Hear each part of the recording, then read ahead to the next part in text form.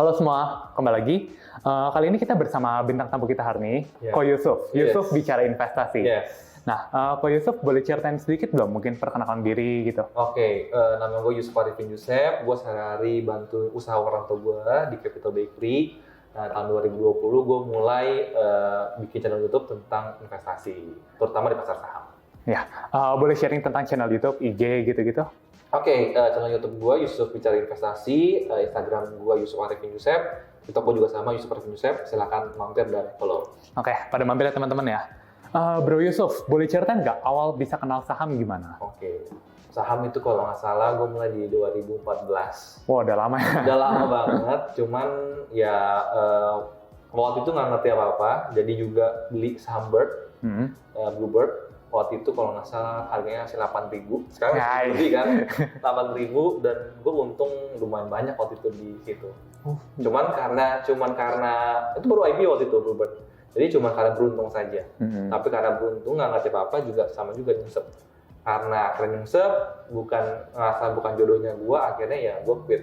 Dari mungkin 2015-2016 gue udah quit, sampai 2020 gue baru masuk lagi. Oke. Nah, kalau boleh misalkan kasih sharing opini, kayak 2020, 2021, 2022, cuacanya lagi gimana sih di pasar saham itu? Cuacanya naik turun ya. 2020 kan tiba-tiba market crash. Betul. Market crash, gue juga waktu itu belum masuk, cuma lagi dengar-dengar aja, wah ternyata di Amerika Dow Jones juga pada runtuh, IHSG juga runtuh. Jadi karena gue waktu itu belum deep banget di saham, jadi gue nggak ambil kesempatan seperti lu, BRI 2000 gue nggak ngambil gitu kan, karena gue nggak ngerti. Akhirnya masuk, cuman ya nggak ngerti juga, waktu itu lebih 2020 juga lebih ke trading. Cuman mungkin seperti kebanyakan orang juga di trading, ya akhirnya juga banyak loss juga. Akhirnya 2021 gue ketemu Kevas, gue ketemu Tommy, ya gue belajar mereka di aliran value investing. Dan gue rasa ya memang kalau misalkan lu pingin menjadi kaya, bener-bener kaya, ya salah satu caranya ya lu punya bisnis lu IPO-in, atau lu investasi di pasar saham. Agree. Yang kita ngelihat lah 10 orang terkaya di dunia atau di Indonesia ya lewat jalur itu gitu. Ya. Berarti sekarang Ko Yusuf fully value investing alirannya? Gue sekarang value investing gue masih pakai sih. Jujur gue masih punya chartnya, cuman gue beli bukan berdasarkan chart. Ya. Tapi gue memang benar-benar menganalisa dulu perusahaannya seperti apa. Baca laporan keuangannya, baca catatan kakinya, dan ya karena nominal makin besar, otomatis ya kalau mungkin dulu sebentar cut loss, kalau sekarang kan kita tadi long period tuh misalkan keep-nya bisa pendek, kalau gua lebih dari setahun gua ada yang keep sampai sekarang gitu loh. Boleh spill nggak saham apa? Sahamnya paling gampang adalah saham Demas yang gue sering channel di YouTube gua. Kenapa gua beli? Karena ya satu, ini memang mungkin kontroversi juga, karena Demas ini rajin bagi dividen. Dividennya juga cenderung besar, otomatis, tapi minusnya otomatis harga sahamnya di situ-situ doang biasanya. Nah tapi karena gue sendiri pas lagi 2020, gue sempet ke Kota Tamas, gue main ke situ dan gue ngeliat, wah ini potensial banget nih ke depannya. Waktu itu McD baru mau bangun di situ, Starbucks mau bangun di situ, Ion Mall terbesar di Asia Tenggara mau bangun di situ juga. So gue lihat opportunity yang sangat bagus banget ke depannya, jadi menurut gue ya gue udah terima dividen dan gue udah terlanjur nyangkut ya sekaligus gue. Average berapa nih bro? Average sekarang di 170-an ya. Oh rendah juga ya? Minus gue paling no problem dong. Minusnya sekitar 6%-an lah sekarang. No problem kalau gitu ya. Sebenarnya kalau gue mau cut sekarang dari dividen dulu gue tetap untung. Cuman ya karena gue jangka panjang, gue nggak tahu gue hold sampai kapan, jadi menurut gue sih ya gue hold aja. Berarti Demas untuk main di dividennya udah more than enough, happy? Udah more than enough, karena tahun lalu dividen sekitar 8%-an, menurut gue juga gue reinvest lagi ke saham yang lain atau Demas lagi gitu. Oke, menarik banget sih. Sekarang gini, aku bakal nanya beberapa sektor. Bro Yusuf bilang yes or no, dan kasih tahu alasannya kenapa. Boleh. Kita mulai dari yang paling kontroversial dulu ya. Jadi kan lately kan Goto kan turunnya gila-gilaan kan. 8 hari ARB turun. Saya jujur ya, ini mungkin teman-teman belum pada tahu, saya pernah beli Goto. Gue hari pertama. Di pas IPO gue beli. Ya, hari pertama, tapi nggak di IPO, di market. Dan saya rugi waktu itu, dalam 5 menit saya rugi 5 juta. Nggak jadi pelajaran yang nggak murah nih. Iya, jangan ditiru. Karena gimana pun juga, meskipun saya fully value investing, tapi kan kadang-kadang kita bosen kan. Jadi kita bosen kayak di kita beli bisa 1 atau 2% porto untuk gambling gitu. Nah, Goto kan lately turun kan. Bukan cuma Goto, Bukalapak. Beli masih bisa bertahan, cuman kita nggak tahu sampai kapan. Itu kan karena ada lagi ditahan sama Big Boss-nya. Masih begitu-begitu harganya di sekitar situ. Diangkutin sama Big Boss-nya mulu soalnya. Kalau Bro Yusuf sendiri, view terhadap tech tuh gimana sih, tech industry? Menurut gua sangat menarik sekali, apalagi foto hari ini kalau nggak salah ARB lagi, di hari ke-8 berturut-turut. Dan menurut gua kalau udah di harga 50, menurut gua sih udah sangat low risk banget menurut gua. Jadi menurut gua nih big opportunity, dan kalau memang mereka punya planning yang nanti mereka akan IPO di US lagi, menurut gua ya harga 50 sangat murah banget. Gua bakal masuk mungkin sekitar 20-30% portfolio gua. Wah, mantap. Buat Goto, karena menurut gua ya kalau harga 50 udah low risk gitu. Misal Goto 80, lu mau nggak switch dan masuk ke Goto? Kalau 80 gue nggak mau, tapi walaupun dia ke 50, gue mungkin nggak mau switch karena gue portfolio satu paling besar gue di Demas, gue tetap bakal averaging down. Kalau gue punya dana lebih, gue baru masuk ke Goto. Jadi gue nggak bakal switch, tapi gue bakal beli terpisah. Oke. Dan harga 50 bukan 80. Semoga nggak pernah kejadian ya teman-teman ya. Bercanda kok, dia bercanda. Oke, kalau gitu kita ke sektor berikutnya yang ini juga agak hype gitu akhir-akhir. Konstruksi, itu berita-berita ngomong IKN, Pak Jokowi pingin IKN. Tapi nyata berita yang kalau kita Google, munculnya itu ini, duitnya nggak turun, jobnya ada, tapi duitnya nggak turun. Nah, lo ada opini apa nggak terkait sektor konstruksi? Sahamnya kan udah pada down banget semua itu. Kalau konstruksi kan terutama banyaknya dari BUMN, ya kan? Dan jujur menurut gua nggak akan masuk sih. Konstruksi tahu sendiri mereka hutangnya sangat-sangat besar.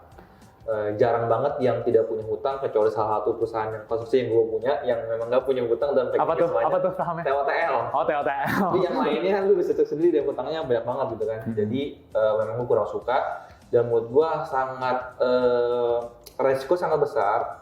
Kenapa? Karena kita nggak tahu nanti presiden yang terpilih siapa. Yang gue khawatirkan adalah kalau misalkan orang lain yang terpilih dan ternyata dia nggak mau lanjutkan IKN ini. Oh iya, langsung bubar ya? Langsung bubar, dan itu semua BUMN nggak dapat jatahnya lagi, gimana dong? Ya kan? Itu sih kekhawatiran gue. Jadi menurut gue sih, dan kita punya untuk perpindahan dari Jakarta ke IKN itu butuh waktu menurut gue 10 tahun supaya ekonomi sana baru growth. Jadi menurut gue sih panjang banget ceritanya. Sekarang terlalu pagi menurut gue. Oke. Nah, yang tadi tuh gue juga setuju. Kalau gue punya prinsip show me the money. Lo tunjukin kalau benar proyeknya ada dan duitnya ada, baru gue bakal lirik. Otherwise kan menjual mimpi ya. Benar.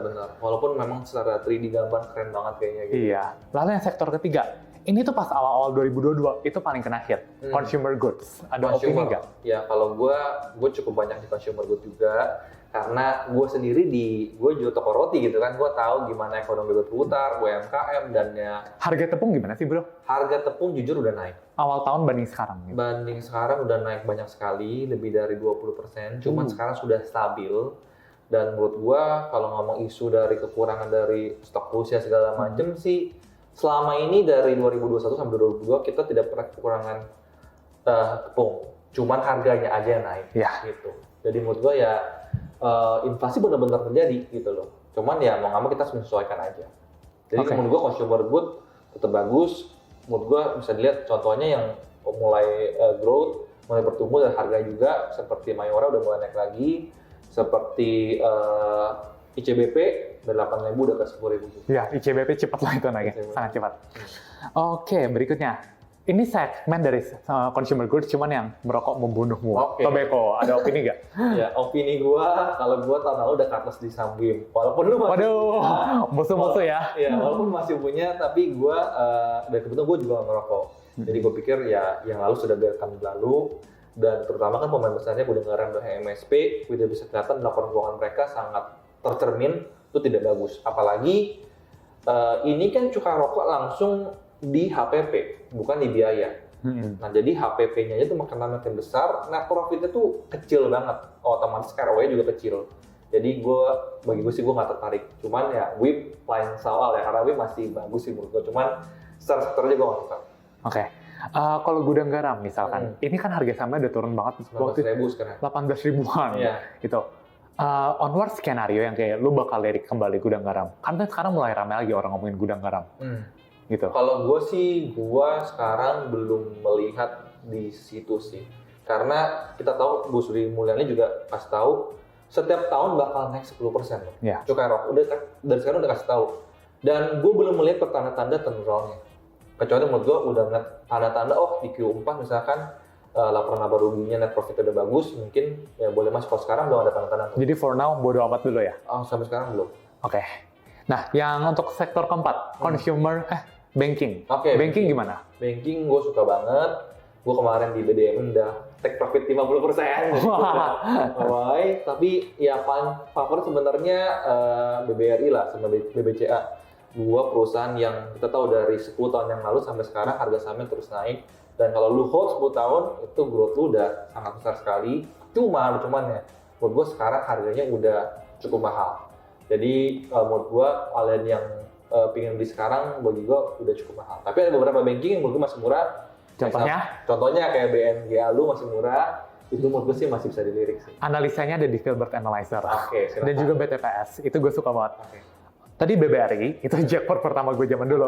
Kenangan masa lalu ya. Masa lalu. Iya. Cuman BRI yang gue masuk ini bro, sejak mereka right issue tahun 2021, sebuah tribunal yang bilang, kita mau bagi dividen gede untuk kedepannya.